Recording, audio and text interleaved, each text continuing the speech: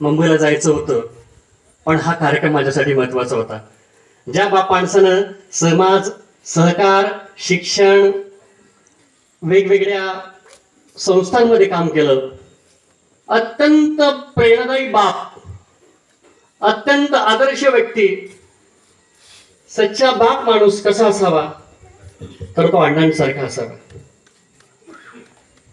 एकदा मी देवाला विचारलं, मैंने खुदा से पूछा, मैंने खुदा से पूछा ये आदमी कैसा है, मैंने खुदा से पूछा ये आदमी कैसा है.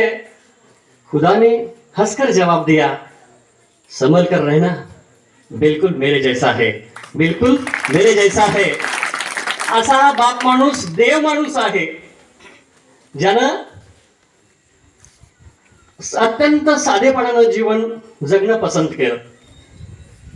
मला आठवतं, मी तेव्हा एरंडोलला महात्मा फुले हायस्कूलमध्ये शिकायला होतो. अण्णांचा पांढरा शुभ्र पोशाख. मी वडिलांना विचारलं, म्हटलं कोण आहेत? म्हणजे आपल्या गावची मोठी व्यक्ती आहे, स्वर्गीय हिरामण जीवू यांचे ते सुपुत्र आहेत. आणि 2-3 वर्षाचं अंतर असेल माझ्या वडिलांच्या आणि त्यांच्या वयामध्ये, पण ते चांगले मित्र दोघेही.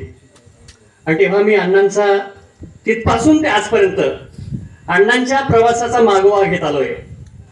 अण्णांवरती मी मागे दैनिक खानदेश वार्तामध्ये छान लेख पण प्रसिद्ध केलेला होता.